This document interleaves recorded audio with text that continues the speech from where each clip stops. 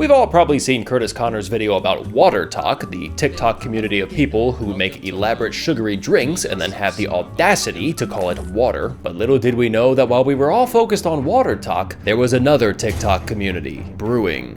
Lurking beneath the surface, like coffee that's lurking beneath a disgustingly thick layer of sugar and syrup. I'm talking about CoffeeTok. In the dark corners of TikTok, baristas at Dunkin' Donuts and Starbucks have been sharing the most outrageous coffee orders they receive. And I say the word coffee with 20 quotation marks around it because what these customers are drinking barely qualifies as coffee. 11 French vanilla, 13 sugar, 9 cream, 3 chai syrup, 19 liquid sugar, 8 caramel swirl, 8 sugar, 8 cream cold foam, small, 12 caramel swirl, 18 liquid sugar, 18 butter pecan swirl, 11 sugar, 11 cream, 20 caramel swirl, 4 mocha swirl, 20 sugar, 12 cream, 40 pumps of classic syrup. Oh yeah, and a dash of coffee. But you know, hearing these orders is one thing, seeing them made is something else entirely. All right, today we got a drink of an absolute psychopath. This thing got 20 caramel, 4 mocha, 20 sugar, and 12 cream. This might just be Jeffrey Dahmer's drink right here. Let's start out with that 20 sugar.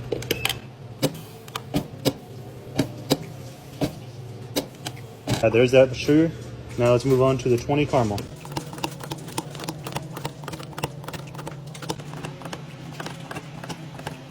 Now we're gonna put the 4 mocha in there. And then the 12 cream.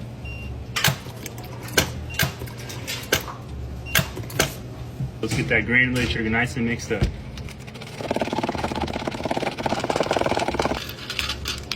Jeff Dahmer's got a little bit of room for coffee in here, so let's add that coffee. I think I have diabetes just from watching this. This drink should have a Surgeon General's warning on it like a pack of cigarettes. Your coffee order could be, just f my shit up, dog, and they would give you this exact same drink. I think a customer who orders this is trying to die. Yeah, can I get a small iced coffee with 10 pumps of sugar, 20 pumps of caramel swirl, 30 pumps of butter pecan swirl, a bag of Skittles, a whole container of cake frosting, and then could you take this gun and just shoot me in the heart? Oh yeah, that's the good stuff. The account Marissa Issa likes to call these drinks diabolical, and at first that seems like a funny exaggeration, but the more of these orders you see, the more you realize that there's really no other word to describe them other than diabolical, except maybe diabetical, which is not a real word, but I have submitted it to Merriam-Webster as a possible new entry into the dictionary, and I hope she considers it. The ball is in your court, Merriam. But you know, one of the upsides to these drinks is that if you drink enough of them, you might lose weight.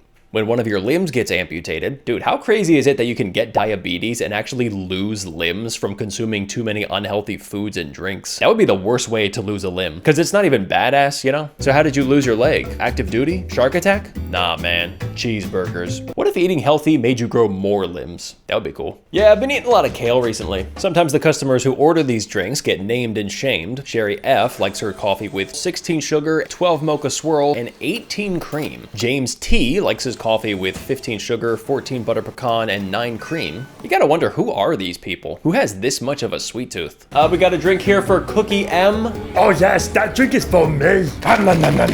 What if one of these customers saw their order on TikTok? We got a drink ready here for Carl P. That's me. Thank you. All right, got my coffee. Let's relax and watch some TikTok. Hey guys, look at this abomination that this fat ass Carl P just ordered from us. Hey Carl, hope you enjoy your slop, piggy.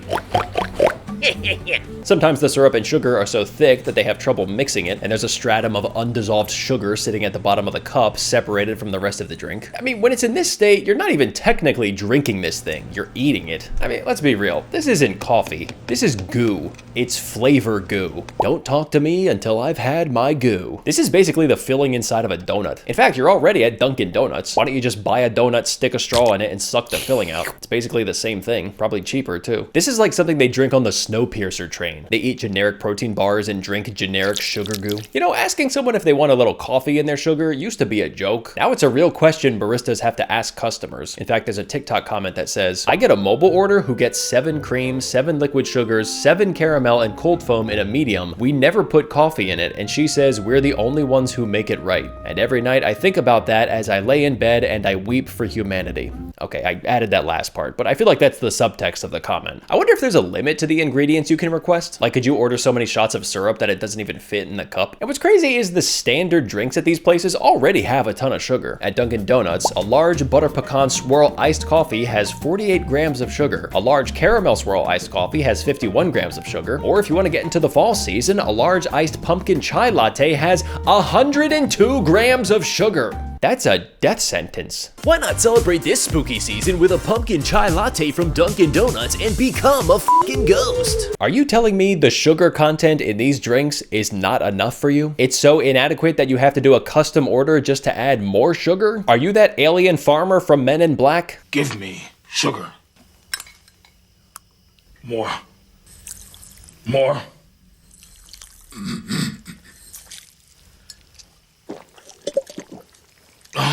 I made a reference to that same character a couple videos ago, but you know what? I'm double dipping on the reference. It fits this video too well. And the process of making these drinks is just sad. I mean, I'm sure working at a coffee shop has always been kind of soulless, but at least making a traditional cup of coffee has some cozy charm to it. Brewing the coffee, gently pouring it into a cup, adding a perfect little swirl of cream. Now it's just... Have you ever seen those YouTube videos of ambient coffee shop noise for studying or relaxing? I want to make one of those, but it's the sound of a Dunkin' Donuts where everyone orders these horrendous drinks. Just 10 straight hours of pumping syrup, mixing goo, and customers slurping their sludge.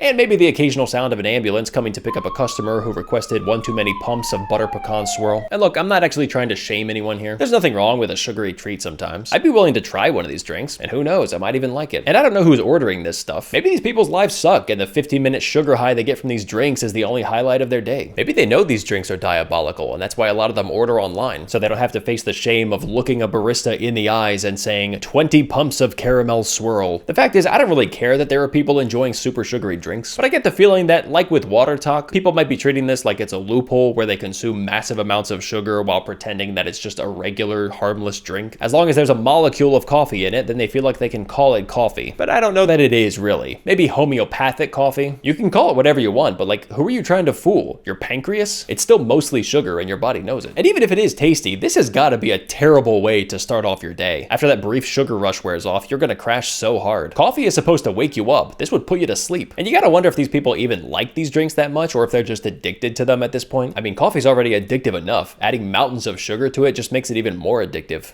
Is the word addictive or addicting? What's the difference? Addictive, causing or likely to cause someone to become addicted. Addicting, causing or likely to cause someone to become addicted. Okay, great. Two different words for literally the same thing. It's official. English is a failed language. I'm gonna start speaking Chinese instead. You know what? How about remove one of these words from the dictionary and make room for diabetical? Now, of course, some people prefer their diabetes to be homemade.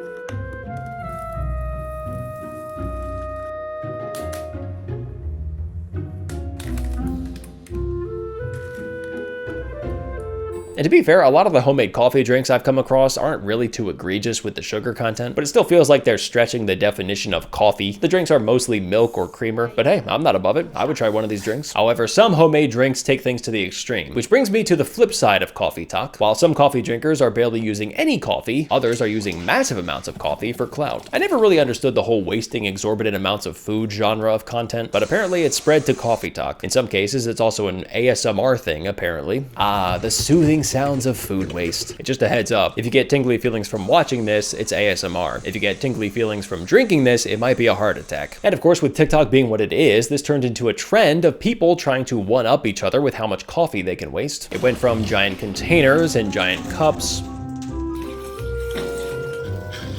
to kiddie pools to trash cans to bathtubs. And then the next logical step up, giant pumpkins with little people in them.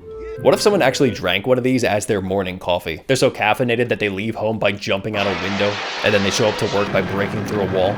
Imagine a coffee bean farmer seeing these TikToks. Like some farmer in Brazil comes home after a long day toiling away under the blistering sun, farming coffee beans. Then he pulls up TikTok on his phone and these videos pop up, and he just starts crying.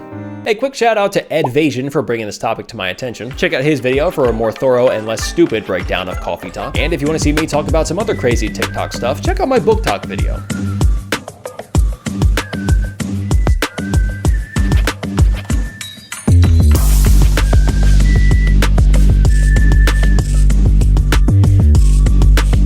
谢您观看我的视频。